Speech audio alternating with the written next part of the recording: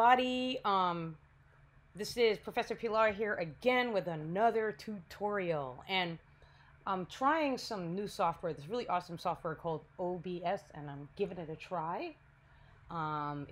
It's super intuitive and it's free, and really grateful to know about it, and I think everybody should check it out. But I'm still figuring some things out, so bear with me. So today in this intro to 2D animation tutorial, we're going to be working in Adobe Animate. So this is essentially an intro to 2D animation tutorial and an Adobe Animate tutorial. My tutorials are designed to not only teach you the principles of animation, but also a simple way of learning Adobe Animate, and I take you through each step. Today we're going to explore the animation principle of timing. And in timing, according to Frank Thomas and Ollie Johnston, the personality and nature of an animation is greatly affected by the number of frames inserted between each main action. So if we're getting from point A to point B, if you have many drawings from point A to point B, the action will be slow. But if you have a few drawings between point A and point B, the action will be very fast. And we're going to demonstrate that today. But first, let's go ahead and set up our file. I'm going to go ahead and name my layers. Make sure that your file is the industry standard size of 1920 by 1080. That's what I work in.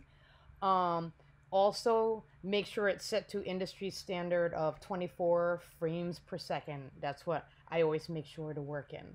So right now, before we do anything in Adobe Animate, I'm going to go ahead, now that I have my file set up, I'm going to go ahead and save it. And I'm going to call it Timing Demo, or name it something that you'll remember. And what we're going to do is we're going to have two objects going from left to right. And one object is going to be slow, and one object is going to be fast. And in this way, we're going to explore timing. But let's go ahead and create our track. So I'm going to go ahead and name my layer BG. Select the line tool, which is that little / looking thing here in the toolbar. And I'm going to go ahead and click and drag and just create a line to divide it, to divide the scene. Except now I'm going to click on it, select it. You could tell something's selected when it becomes textured like that. So you could tell it's raw art, it's become textured. I'm going to go into the properties pane, make it look a little thicker, have some fun with it. I'm going to make the line lavender. I like lavender. Now that I have my line set up, I'm going to go ahead and create my next layer. So I'm going to go ahead and click on this little folded piece of paper, double click, and I'm going to call this slow. And by the way, I wanted to point out that I'm working in Animate. I believe I'm working in 2018. I haven't upgraded to Animate 2020 yet. So the add layer is actually different in Animate 2020. Instead of a little folded piece of paper, which I like better because it reminds me of the Photoshop interface. It's a square with a plus sign in it, but it's in the same spot, like here, in where it says timeline, like below where it says timeline. So I'm gonna go ahead and let's see. I'm actually gonna go ahead and draw a shape. And this shape is going to be, whoa, wrong shape. This shape is going to be a square. So I actually created a square by holding down, selecting the rectangle tool, holding down shift, and I just created a perfect square. And we're going to be moving it. So let's say if you wanted to move it, oh no, look at that. That's a pain in the butt. You could actually select it and accidentally like move the fill out of there. Or you could end up like moving the line, you know.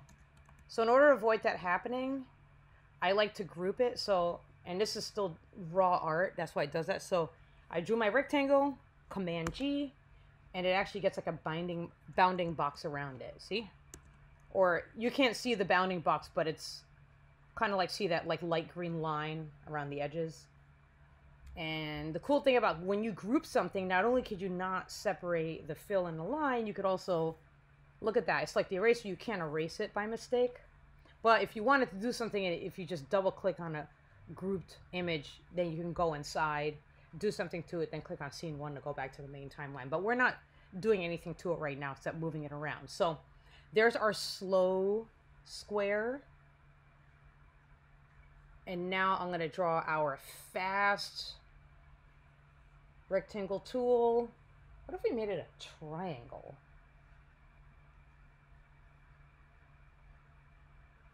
So in order to get to do a triangle, I'm going to select the Polystar tool.